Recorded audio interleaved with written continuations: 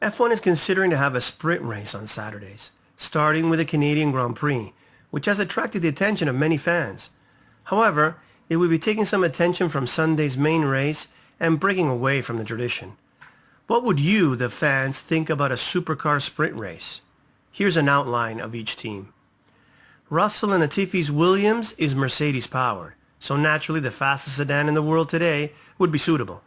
The AMG GT63S boasts 630 horsepower and 664 pounds of torque.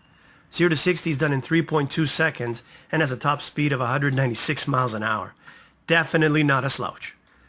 Schumacher and Mazepin's Haas is powered by Ferrari. So a 458 Speciale would be nice, of course, but I'm sure Mick would prefer something newer. The 661 horsepower 488 Pista should keep their hands full with its 3 seconds 0 to 60 and a top speed of 205 miles an hour. Raikkonen and Giovinazzi have their own brand to race, Alfa Romeo, and a few models to choose from. However, the Giulia is the fastest. A bit heavy and down on power, 503 horsepower. 0 to 60 takes 3.9 seconds, topping at 191 miles an hour. There's a sportier 6C in the works, so you never know. Gasly and Tsunoda have Honda power in the AlphaTauri. The Civic is fast, but half the power to its rivals, 316 horsepower. So Red Bull's B team should get the same equipment as their bigger brother, which I'll go into detail later. Leclerc and Sainz have a list of cars to choose from, but this is their newest model, a twin-turbo V8 producing 710 horsepower, 568 pounds of torque. This work of art will get you to 60 in 2.9 seconds and hit 211 miles an hour. I didn't forget their faster Ferraris, the SF90 Stradale and the LaFerrari, but that's hypercar category. Alonso and Ocon are in a newly branded Alpine team. They have their own brand like Alfa, but the A10 is also down on power compared to its rivals, 296 horsepower. They could opt for their sister brand in Nissan with the GTR Nismo. Its twin-turbo V6 produces 591 horsepower and 481 pounds of torque. With four-wheel drive, it'll blast to 60 in a mere 2.5 seconds and hits 205 miles an hour. Vettel moved in with Stroll, while Racing Point will be racing with the Aston Martin name. So naturally, they would compete with their flag carrier, the DBS Superleggera.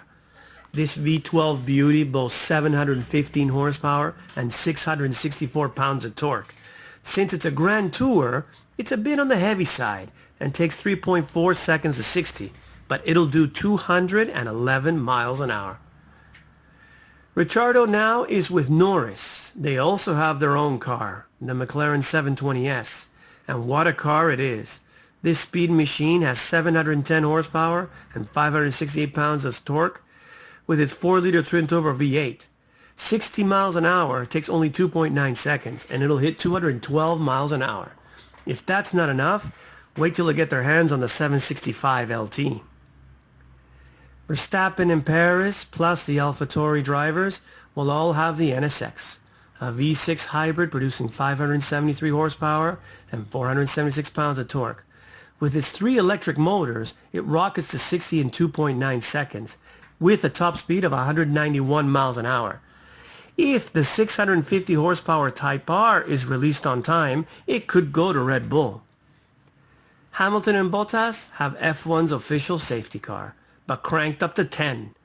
A 4-liter V8 twin-turbo monster producing 720 horsepower and 590 pounds of torque, accelerating to 60 in 3.2 seconds with a top speed of 202 miles an hour.